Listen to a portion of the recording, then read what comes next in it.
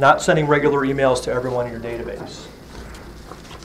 So this ties in with the free offer with number one. Bless you. When I talk about your database, ideally it's going to be all the people that gave you their permission via signing up for a free offer. You know, lots of people probably have signed up for our newsletter online. I see shaking heads. Yes? It's the same idea. It's just instead of just a newsletter, that's not exciting for people. You know, unless they're following you already, unless they're really interested in your company, they're probably not going to sign up for your newsletter. So anyway, what I'm talking about here is sending regular emails out to definitely your customer base and as many of other people that you can get on the list. And it's all about staying top of mind. How would you define regular, sending it out regularly? I mean, because you don't want to be accused of stalking or annoying people. I guess it depends what you're going to be sending out. Yeah. One of my favorite examples is this sales trainer out in Washington, and he sends out sales tips. It's like almost every day. Yeah. But he's really good. The stuff that he sends out it's stuff that I can use. And I went years without even buying anything from this guy. But I just love to get his information. If it's kind of generic, I would say once a month at the minimum. Yeah. If you have something good, maybe a couple times a month. Okay. But the way I look at the regular emails, it's more about the fact that you're sending anything than the fact that of what you're saying.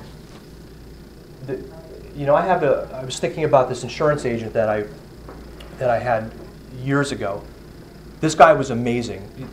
Gary, you know Gary. He's the kind of guy that if you didn't have money to cover a bill, or you were out of town or something like that, he would take money out of his own pocket to cover, just so your policy didn't lapse. But he was so good and so busy that he never followed up with anybody. So years later, I mean this was like 10 years ago, I never heard from this guy and I just forgot about him. And I went to somebody else.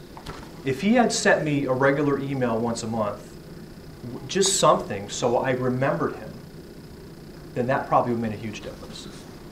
When I talk about referrals, repeat business, if you're sending a regular email, you're going to stay top of mind. So people will remember, oh yeah, Mike, I got to call him. Or just when somebody's saying, hey, who do you know who does this?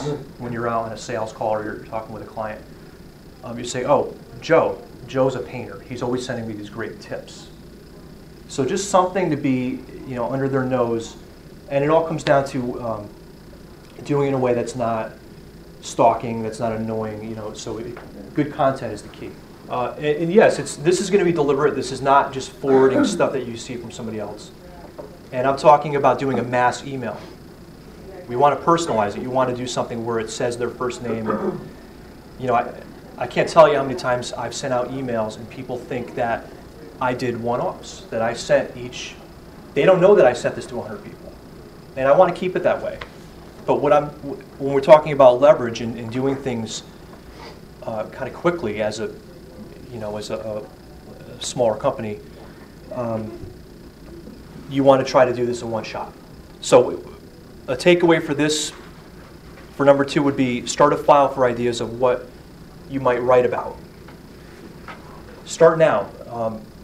I have a backlog, I have a folder of all different ideas. Whenever I see something that might be interesting for my customer base, or something that I might turn into an article that write more about, I'll put it in this file. So when it comes, once a month, when it's time for me to sit down and write my newsletter or my email to everyone, I'm not scrambling for ideas or making excuses.